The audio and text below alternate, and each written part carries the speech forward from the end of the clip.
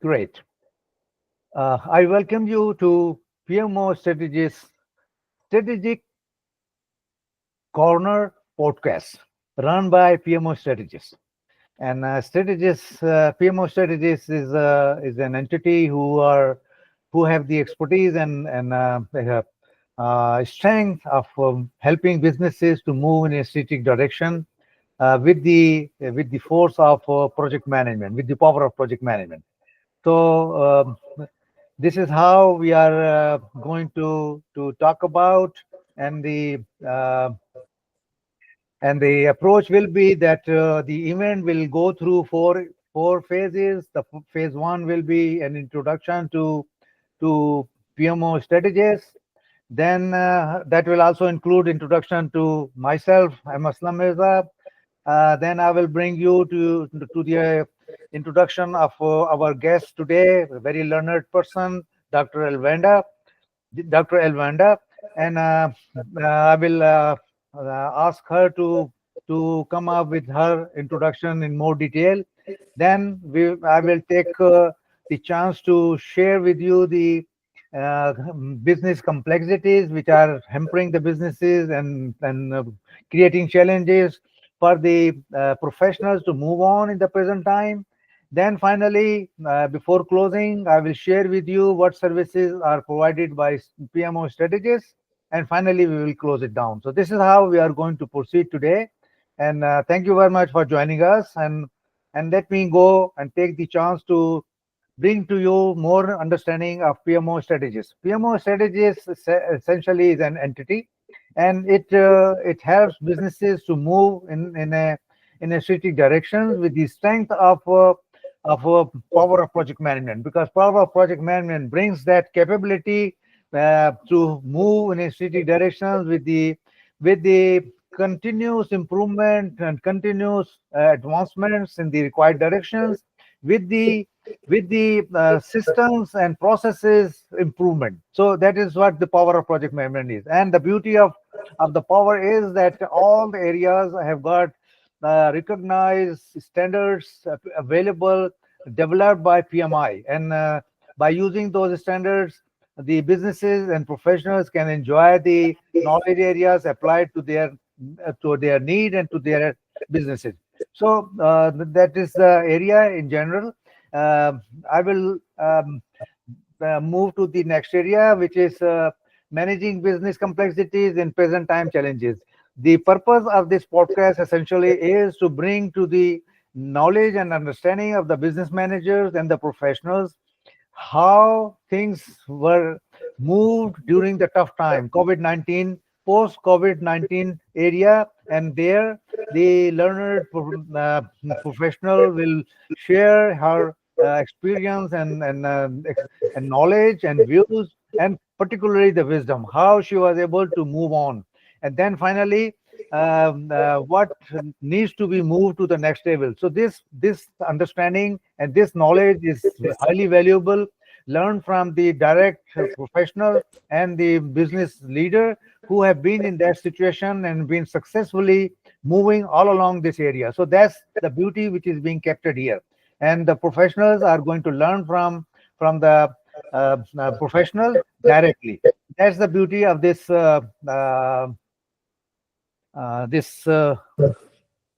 podcast. I'm sorry. Let me bring you the intro to myself. I'm Aslam Mirza. I'm founder and CEO of PMO Strategies, and I have very extensive exposure to business and industry. Particularly, I have spent about 20 plus years in construction, and I was also able to run a construction company in CEO and MD position, and that knowledge has taught me to come into consulting, because I thought that whatever I have learned and I have moved into project management, I must bring it to the benefits of these businesses in general, because the beauty of project management is that it is applicable all across the industries. So in that, keeping in view, I'm trying to help the businesses. And here I would like to draw your attention to my four books, which are written or in the theme, under the theme of aura. Aura is essentially a distinctive atmosphere of energies surrounding a person or a team, and by going through that knowledge and competence, the teams and the person can help businesses to move in the required directions they want to. These four areas are essentially run into aura. A goes for applying project management principles for organizational transformation. U goes for understanding human factors and workplace environment. R goes for respecting diversity, building team, meaningfulness, and growing to leadership. Again, that is agility in project management and collaboration. So these four areas of competence building is held through the book. So I will only draw your attention to these areas, and these books are available at Amazon. All the best. Now, Dr. Elwanda is with us, and I would like to introduce her to this podcast. And before I doing that, let me express my gratitude that she took out time and share her experience and exposure with us. So thank you very much, Dr. Elwanda, and I won't take the liberty to introduce yourself, because in that way I may not be justifying all the areas of your expertise and of your exposure. So please take your time and introduce yourself, not too much in detail, because I know you have 30 plus years. So all those 30 plus years cannot be spelled out in few minutes. So please be brief and bring your introduction, please. Thank you. I'm known for maximum brevity. I am a talkaholic, but I will tell you this. I'm thrilled and excited to be a part of it. I'm your host. You're my host, but I am the facilitator of projects all over the United States. I am known for coming in and getting it done. I have also served as a deputy program manager. So I go from project to program and then eventually portfolio, which is enterprise-wide project management. Right now, my singular focus is on creating environments and spaces for people to be able to thrive and to get work done. My biggest thing that I'm a faith-based leader. These are the things that I'm doing right now. And right now I'm serving in a capacity as vice president of Project Management Institute of Houston, as a leader there, as a volunteer. And then I have a phenomenal team working with me there so that we can bring actionable insights to the leaders and the project managers all around the Houston, Texas area. So that's one of my main focuses. I run a company called Integrity Team Building Services, and I'm a part of the Consulting Institute. And all we do is work on making projects happen. We bring them in time, on budget, and that's what we do. Thank you very much. Thank you very much, Dr. Elwanda. I know I'm really not allowing you to go more in details, because you must have been having many things. But with the brevity of time, naturally we have to go into more details area for the interest of the participants. Here, I would like to share and read out the complexities which are grouped into four areas: external, internal, operational, and strategic. Because these four areas of business complexities are bringing all that challenges to the business, and particularly to the professionals. So external area essentially is the global market volatility, technology changes, regulatory landscape, increasing competition, climate change, cybersecurity, geopolitical uncertainty, supply chain disruption. In the arena of internal complexities, it encompasses talent acquisition and retention, which is the most important area for the businesses to go on, because without having strong and capable talent and retaining them for their businesses cannot go on. The next area essentially is DEI and B, that is diversity, equity, inclusivity, and belonging. Organizational culture and engagement. That culture is important for the organizations to create that strength and that imperative strength to move in the required direction. The digital transformation, which is the need of the present time. Informed decision making, again the need of the time. Leadership development, change management, communication breakdowns. Communication is the most intricate and critical area for any businesses to move on. in the arena of operationals. The area is managing remote workforce, streamlining processes, quality control, managing logistics, customer satisfaction, adapting artificial intelligence and blockchain, managing intellectual property, mitigating risk. In the area of strategic, it encompasses innovating business model, identifying new market, building strategic partnership, managing mergers and acquisition, competitive advantage, fostering innovation and research and development, managing global expansion, sustainable business strategies. So in these four areas, the complexities have been listed down, and believe me, these are the bare minimum which are happening with every type of organization all over the globe. But understanding of this is rarely appreciated. So that's why I put it down into defined areas for the benefits of the professionals to understand that what complexities are there, which is really bringing the challenges to the business. So here I would request Dr. Elwanda to please share her experience, views, and wisdom, particularly how she was able to manage her own business and the consulting services she was providing to different businesses in these areas of the complexities, and would request that those areas where she has very strong knowledge area and strong wisdom to share with the professionals. Thank you very much, Dr. Elwanda. Please take your time. I wanted to share, first of all, that during the pandemic, I was able to move through 3 different environments. One is the logistics environment. I was actually working for the Port Houston Authority at the beginning of the pandemic. So I was in the Port Houston Authority. My background is in supply chain and logistics. Mostly in the military. I worked for the Department of Defense off and on for many years. So using what I knew from the Department of Defense in that particular area, my strong point is in leadership development, change management, digital transformation, and communication breakdowns. That's one of my areas. Also on the strategic side, I said, how is it that I could help make my way through this next level of complexity? And it was through respect and listening. Respect and listening are very important strategic project management tools. These are things that people need to overstand, not understand, overstand. Get it within their thinking of listening and respect. The reason that I'm bringing these up is because I know it is something that we could use and embrace as a skill. And in using that skill, we can accomplish many of the things that we intend to. So we go from being in the office together and then also working as remote. I was an individual contributor on some of the projects. I come in and I was a worker. So in some places I was the leader running it, and other places I was the worker, a contributing member. Each time that I switched roles, it was with the intention of learning how best to execute, because I'm biased towards execution. I'm biased towards completion.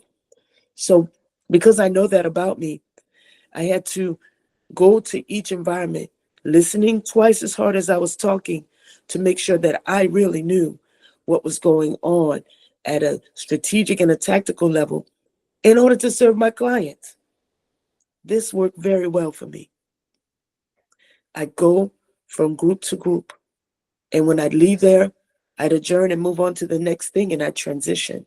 And in that transition, it took a lot of communication, because the changes that were happening, we had to address them. We had to be very agile. We had to be fluid, and we had to be rapid. There was no time for mistakes, and mistakes were made along the way, because in the return to office,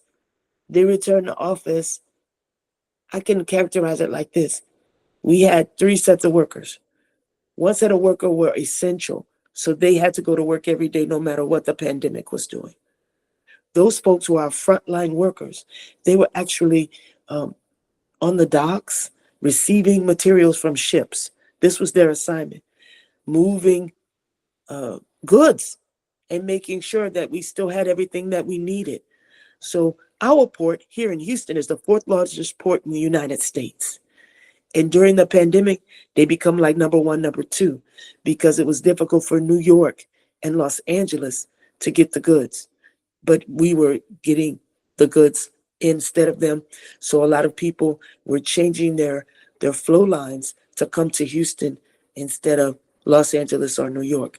So if you can imagine, all of our people were there, and their workload somewhat doubled during the time of the pandemic. Okay, so we have those guys that are out there frontline working to make sure that the operation stayed. So there was a high influx of volume of work. And then we had our regular status people that were there.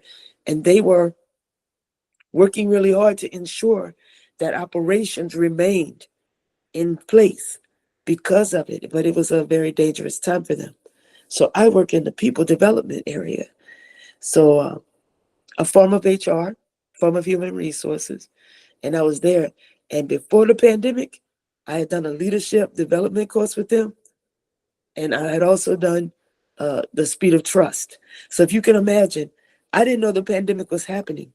I didn't know it was coming, but I had prepared the gentlemen that were doing the work for us with leadership development and trust. So when it happened, we were successful. When the volumes increased, pressure increased, intensity increased, little heated discussions between the team members, right? They were able to get through that pandemic. And it was because they were armed or equipped with the listening, the trust, the leadership in order to make it through. I started the program with them in 2018 and 2019, and the pandemic hit in 2020. So you can imagine that was the fruits of us having invested in getting them equipped. We didn't know that the pandemic was going to happen, but we knew the men and women in that frontline area needed positive personal change on the job in communications. That's where we started with them: leadership development, communications, trust. And that equipped them to be able to manage this brand new challenge that they had never faced before. So that's that part. That's that set of workers. The second set of workers were people like myself that were individual contributors back in what we call the main building or the headquarters. We were all home. So we had to find a new way of working with the tools that were given to us, much like this tool. We were using Microsoft Teams. I think we were using some WebEx, a little bit of Zoom. But these video platforms, we were creating community using these platforms. So even in the pandemic, we would conduct team buildings using this platform. We would have the regular meetings, all day meetings that we had to have that go back to back. And we were still able to accomplish work because we were able to see each other and work with each other. I have a taxonomy of digital relationships. And this is how you manage virtual teams. We won't be able to get into that today, but I really want to go back and visit it at some time to talk about how you create teamness, how you create community virtually, and what levels there are to that, because there's levels to it. So before I go on any further, is any of this helping you at least understand what happened? Then I'm going to get into the last set of workers that we were able to help inside of the organization, because it's important that you understand. You have the front line, you have what I would call middle management, folks like myself that work to ensure that operations are supported. Then the third level are the executives, the leaders themselves. So I wanted to pause a moment there. Is any of this resonating with you today, what I'm saying? Just great. Dr. Elwanda, you have very rightly mentioned that leadership and communication, those were the bottom line, which you focus during all that area. You really helped out the businesses and the teams. That's just great. And I totally agree with that, because these are the bottom line areas without which no team, no organizations can move on. So thank you very much for all this sharing and bringing that understanding to us. Thank you very much. With this, let me move to the next question. That what is the biggest and most important areas you would like to advise to the professionals and business managers to move on to the next level of performance? What is that? It would be listening and respect. Oh, again. Those two areas. Let me tell you why. Let me Yeah. tell you Okay. why. You need active listening in order to strengthen your stakeholder engagement, to get your stakeholders on board with you, because you will get no buy-in if you don't listen to them. You absolutely must. It's got to be critical. It's got to be very important to you. So you need active listening as for stakeholder engagement. You need listening as a risk management tool in order to mitigate risk. During the time of the pandemic, many of the men talked about some of the unsafe conditions that they experienced. The management listened to them and respond to them quickly in order to reduce the safety issues that the men and the women noticed. So, as a strategic tool, the management was able to respond to the fact, oh, unsafe conditions. Um, Everyone at that point had the power of work stoppage. They see any sort of bad thing, they could stop the work. Hmm. Everyone was allowed to stop. That was where the listening comes in. It's a risk mitigation tool. You can Hmm. use it in agile and waterfall, no matter what. The retrospectives on the agile side, the gate process during the waterfall method, where you're doing stage gate reviews, all of that is requiring the listening. And then the tools and frameworks. We already have a bunch of tools and frameworks, but if we never apply them, then they won't be any good to us. When we return to the office, because remember, there was a return to work. During the return to the office, managing it on many levels, sometimes there would be missteps. It was unintentional, but we didn't really have a strong playbook for how we would return to the office. So what we would do is we would go and do research, and then we would listen to each other and then apply what we learned in the research. And then we were able to successfully return to work late in the pandemic, but still during the pandemic. Great. Great. Just great. So, how would you suggest that one can improve the listening and respecting the leadership? How what would you suggest for that? The respect part is so key. So if we're listening, one of the things that I'm learning to do and insisting others learn to do is allow people to complete their thought, to listen without interrupting, and to listen without intent to answer. Just wait, let it sink in what the person is telling you. That is very vital.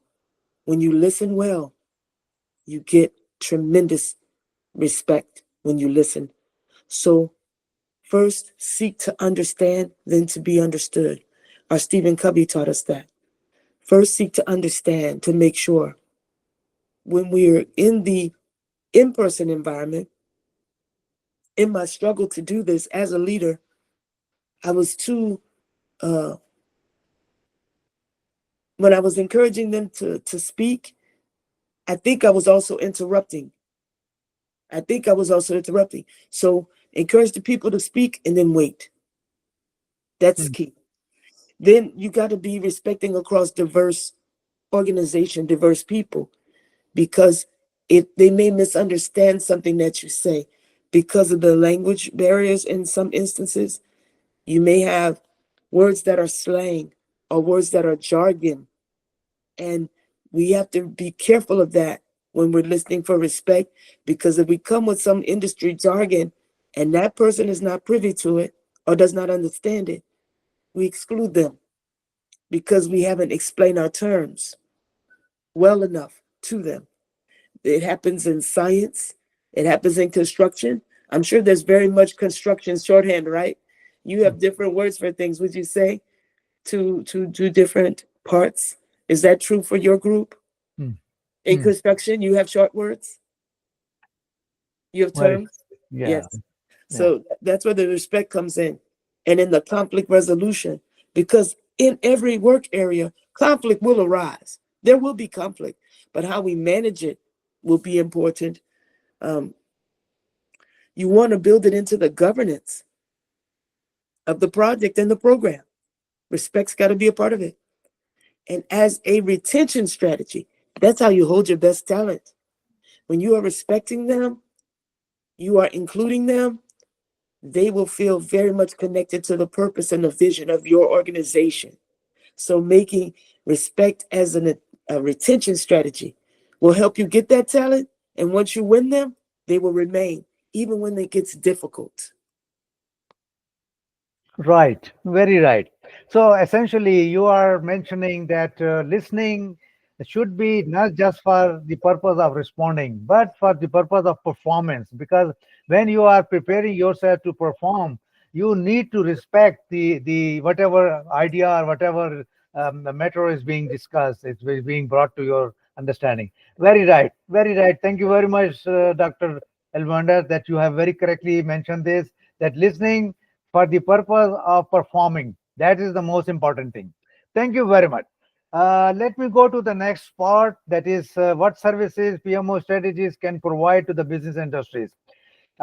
This includes diagnostic assessment of gaps in strategy and execution, strategic alignment, and discipline strategy execution.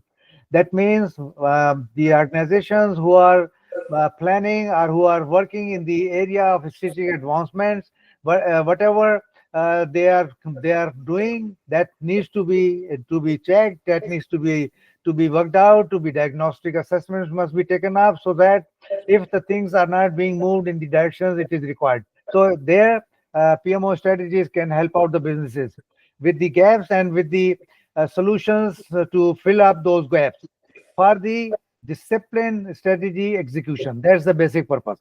The second area is PMO functions optimization. That means that PMO essentially, sorry, PMO are the most of the organizations have got PMOs existing in their setup. How best they are performing and bringing the desired results, if that needs to be maximized, then PMO strategies can do the same area of diagnostic assessment with the PMOs as well.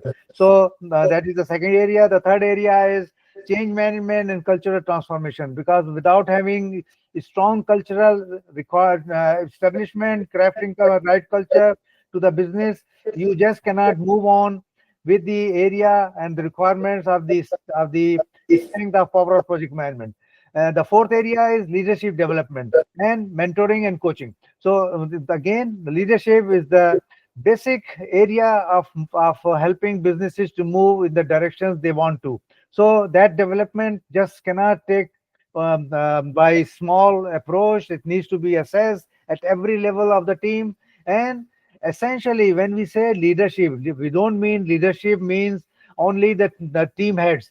Essentially, it's a mindset. Leadership mindset needs to be developed in the team at every team level, so that every team member is trained, is having the mindset of helping others, but to move to the desired direction and to the desired goal, movement, achievement. So that's the basic requirement that needs certain area of advancement with the training. So that assessment is carried out by PMO strategies to help the businesses to develop that. Then the second area of the training is building resilience and adaptability in the team and leaderships. This is the need of the present time, with the complexities, uncertainties, has brought up the businesses to develop resilience and adaptability in the team, and that needs to be developed through a chain of trainings. The second area is enhancing communication and collaboration, which is the basic requirement for every organization to move on. And having a very effective communication, you need better understanding of the communication approach and the requirements. Driving innovation and creativity. This is again is the most important area in the present time, because now it is being said that we are now moving towards innovative economy, and to develop that, innovation needs to be managed at every level of the organizations, so that the innovation is not only being done by few, but all of the team members are working on the innovation and creativity. So that needs area of understanding and an atmosphere where everyone is working in that scenario, in that situation. Developing strategic thinking and problem solving. the whole team needs to have proper training for strategic thinking and problem solving, because these are the basic needs of the present time to move in the strategic directions.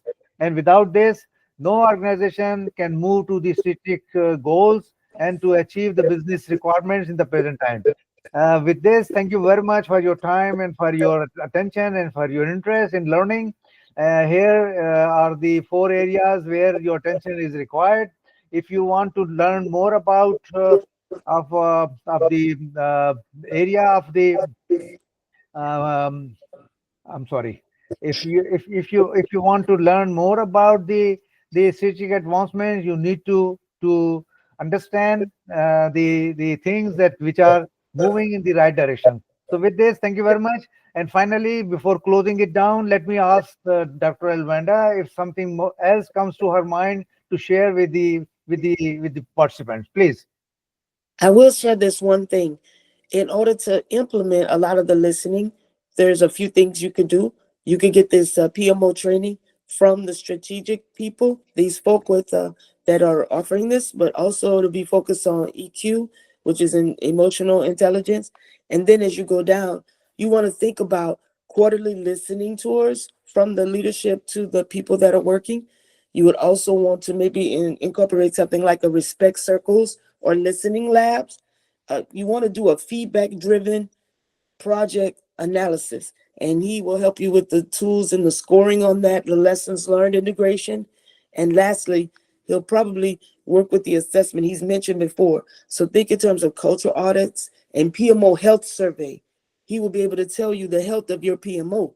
So when you get an opportunity, I would encourage you to reach out so that you can get more information about how to help your team. Thank you very much. Thank you very much, Dr. Elvanda. You have made the things more clear, and I didn't say that in that clarity. Thank you very much.